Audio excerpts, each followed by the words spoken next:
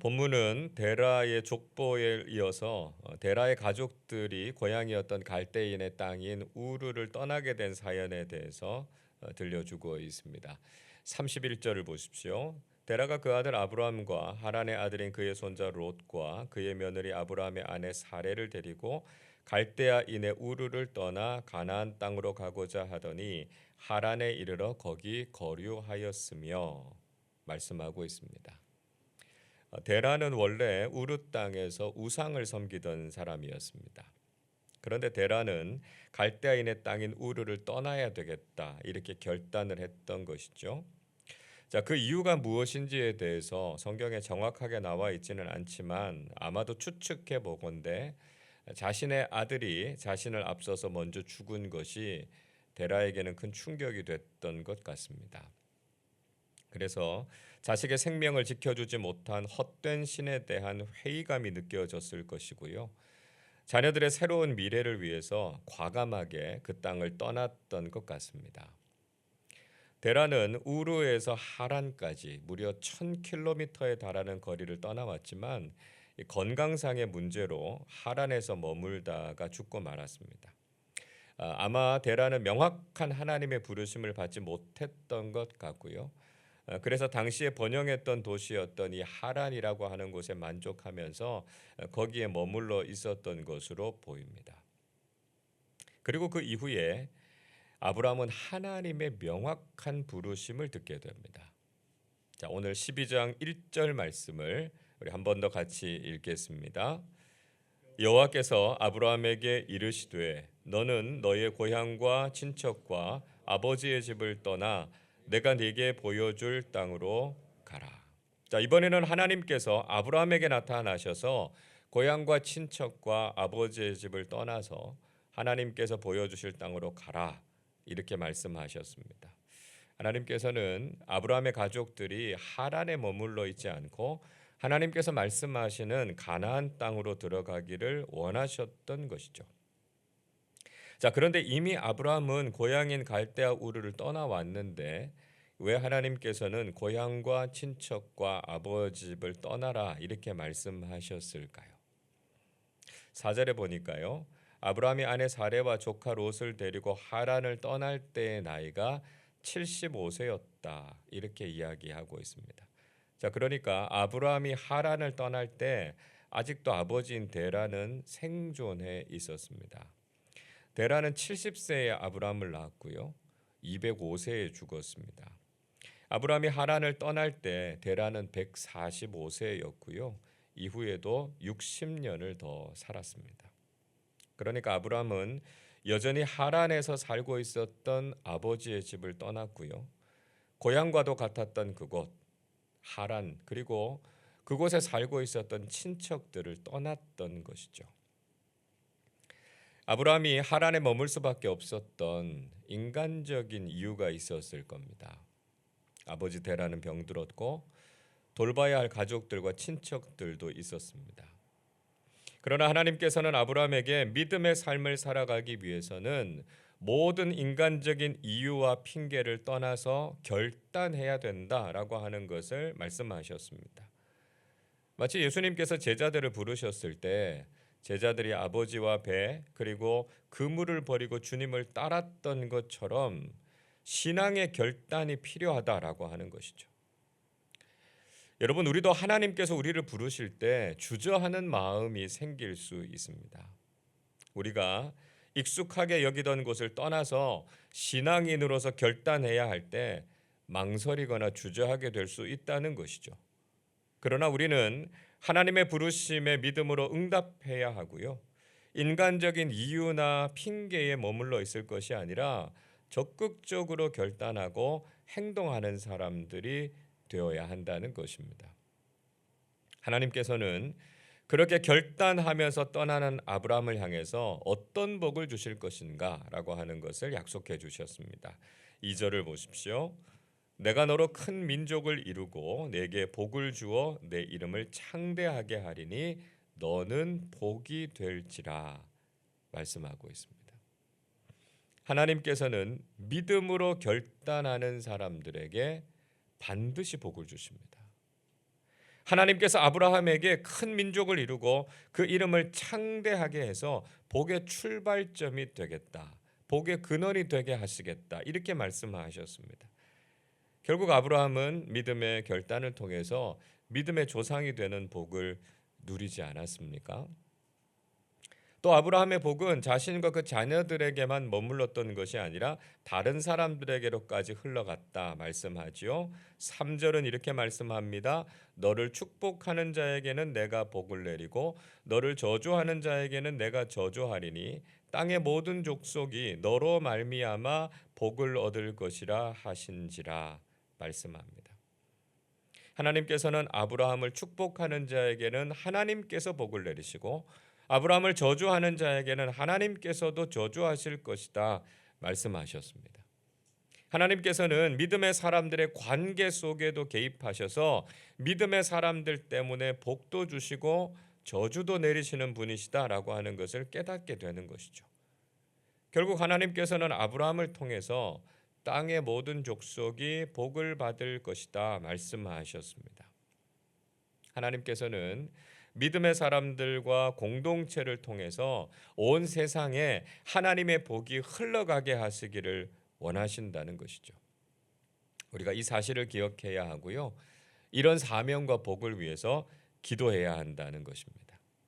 하나님께서 우리의 인생을 복되게 하시고 우리의 관계도 축복하시고요. 결국 우리를 통해서 모든 사람들이 하나님의 복을 경험할 수 있는 믿음의 사람들로 살아가실 수 있기를 바랍니다. 자, 이런 하나님의 부르심에 대해서 아브라함은 어떻게 반응했습니까? 4절에 이렇게 말씀해요. 이에 아브라함이 여호와의 말씀을 따라 갔고 롯도 그와 함께 갔으며 아브라함이 하란을 떠날 때에 75세였더라 말씀합니다. 아브라함은 하나님의 말씀에 순종해서 하란을 떠났습니다. 아브라함은 세상의 다른 가치나 관심을 따라갔던 것이 아니라 하나님의 말씀을 따라갔다는 것이죠. 여러분, 우리의 순종은 하나님의 말씀을 따라가는 순종이 되어야 합니다.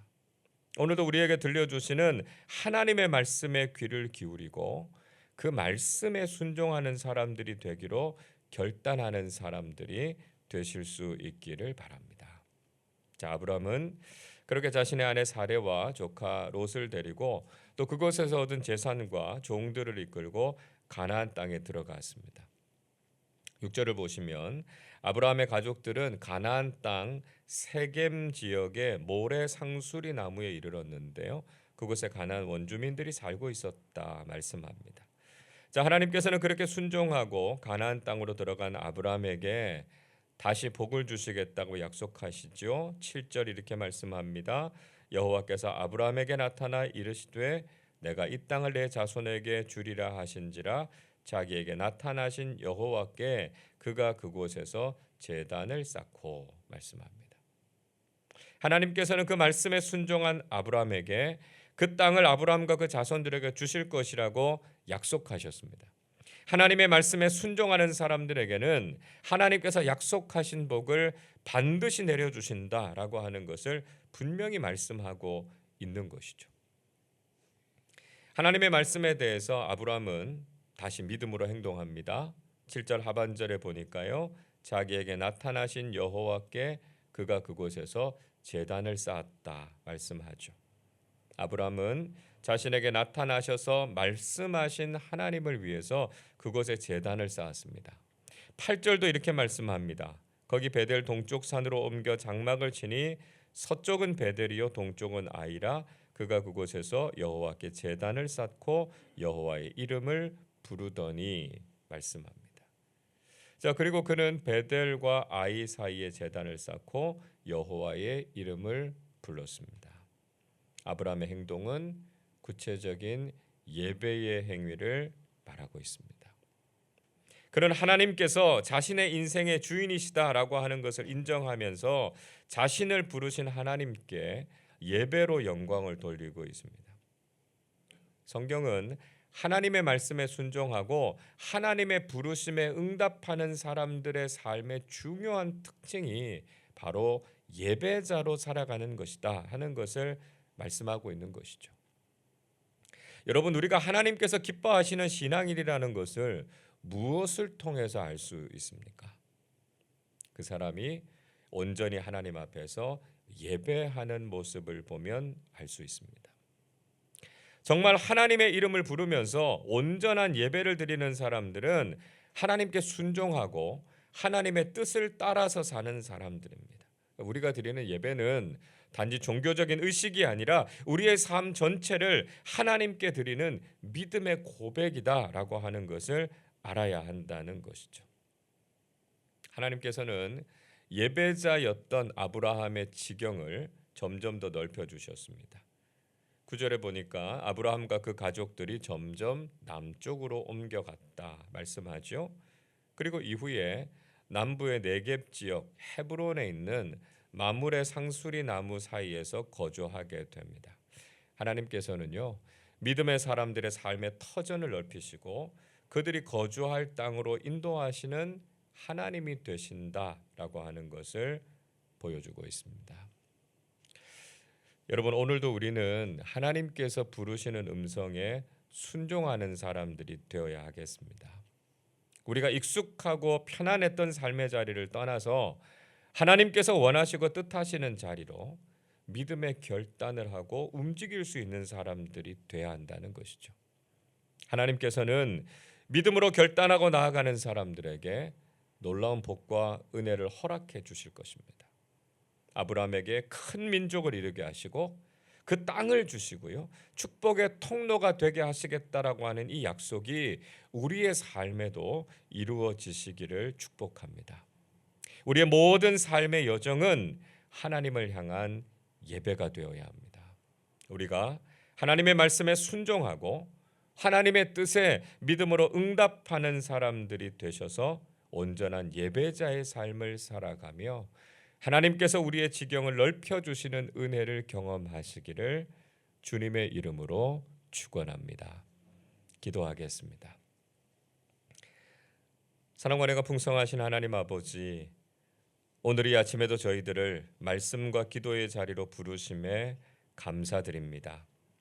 하나님께서 저희들을 부르실 때 저희들이 주저하거나 그 자리에 안주하지 않게 하시고 하나님의 말씀과 뜻에 순종하는 사람들이 되게 해 주옵소서. 하나님의 부르심에는 반드시 약속과 복이 있음을 깨닫게 하시고 순종하여 복을 누리는 사람들이 되게 해 주옵소서. 저희들이 온전한 예배자로서 하나님의 말씀을 듣고 믿음의 길을 걷게 하셔서 저희들을 인도하시고 저희들의 삶의 지경을 넓히시는 하나님을 경험하게 해 주옵소서. 여전히 추운 날씨 가운데서도 하나님께서 교우들의 건강을 지켜 주옵소서. 새해를 시작했지만 여전히 질병 때문에, 경제적인 문제 때문에, 가정과 자녀들의 앞날로 인해서, 또 관계와 신앙의 문제 때문에 힘겨운 시간을 보내고 계신 교우들을 보살펴 주시고 주님의 은혜 안에서 어려움을 이겨내고 평안과 기쁨을 누리며 살아가게 해 주옵소서. 감사드리며 우리 주님 예수 그리스도의 이름으로 기도하옵나이다. 아멘.